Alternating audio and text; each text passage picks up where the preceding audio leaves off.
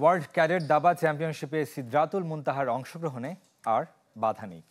এগিয়ে এসেছে বাংলাদেশ জাতীয়তাবাদী দল বিএনপি। সকালে নারায়ণগঞ্জের চাষাড়ায় মুনতাহার বাসায় গিয়ে আর্থিক সহযোগিতা দেন দলটির ক্রীড়া সম্পাদক এবং ঢাকা মহানগর উত্তরের আহ্বায়ক আমিনুল হক।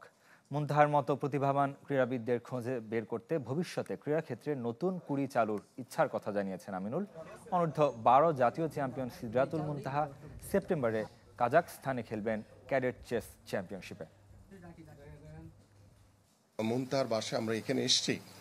আমি আশা করি যে অর্থের যে অভাবে কাজাখস্তান যাওয়ার যেই রাস্তাটি ওর বন্ধ হয়ে গিয়েছিল, আজকে আমি মনে করি যে ওর যে প্লেন ফেয়ার থেকে শুরু করে যাবতীয় যে খরচের যে প্রয়োজন রয়েছে সেটা আমাদের মাননীয় ভারপ্রাপ্ত চেয়ারম্যান জনাব তারেক রহমানের পক্ষ থেকে আমরা এই মুনতাহার পাশে আমরা দাঁড়িয়েছি। প্রায় প্রতিদিনই আল্লাহর কাছে দোয়া করেছি যে আমার এই টুর্নামেন্টে যাওয়ার স্বপ্নটি যেন হাতছাড়া না হয়।